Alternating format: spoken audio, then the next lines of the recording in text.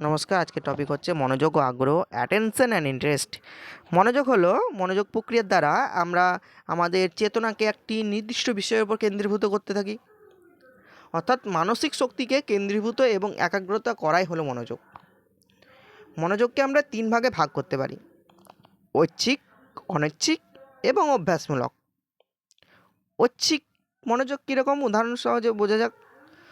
যেমন এটা সুপ্ত থাকে, ঐচ্ছিক। যেমন পরীক্ষার পড়া, আমাদের ইচ্ছে না থাকলেও আমাদেরকে মনোযোগ দিতে হয় সেই বিষয়ের প্রতি। বা আমাদের যদি কোনো অপছন্দের বিষয় পড়তে হয়, তাহলেও সেখানেও কিন্তু ঐচ্ছিক মানে নিজে থেকে মনোযোগটা দিতে হয়। অনৈচ্ছিক কি, যার জন্য আমাদেরকে নিজ ইচ্ছা করে মনোযোগ দিতে হয় না, অটোমেটিকলি অর্থাৎ স্বতঃস্ফূর্তভাবে সেখানে মনোযোগ চলে যায়। যেমন ভিড়ের মধ্যে যদি নিজের নাম শোনা হয়, তাহলে সেখানে আমি অ্যাটেনশন না দিতে চাইলেও সেদিকে চোখ ঘুরিয়ে দেখি যে কে এটা বললো দেখি।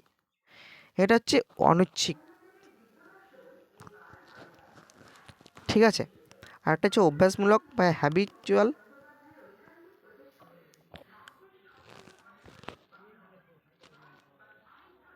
যেমন আমরা যদি কোনো একটা জায়গায় যাই, তাহলে প্রত্যেক দিন যদি সেখান দিয়ে যাই, তাহলে অভ্যাসবশতই সেদিকে আমরা মনোযোগ দিতে থাকি।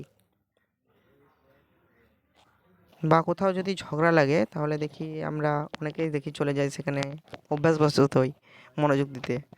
এগুলো হচ্ছে অভ্যাসমূলক হ্যাবিট। মনোযোগের নির্ধারক বা শর্তাবলী কী কী? বাহ্যিক এবং অভ্যন্তরীণ দুটো রয়েছে। বাহ্যিক কী কী? তীব্রতা, তীব্র আলো বা শব্দ। বিস্তৃতি, বড় জিনিস আমাদের মনোযোগের আকর্ষণ করে। পুনরাবৃত্তি, বাইরে কোলাহলের সময় সেগুলি।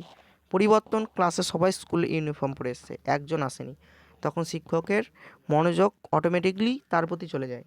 নতুনত্ব, নোভেলিটি, নতুনত্ব কোনো জিনিসের প্রতি মানুষের মনোযোগ বেশি যায়।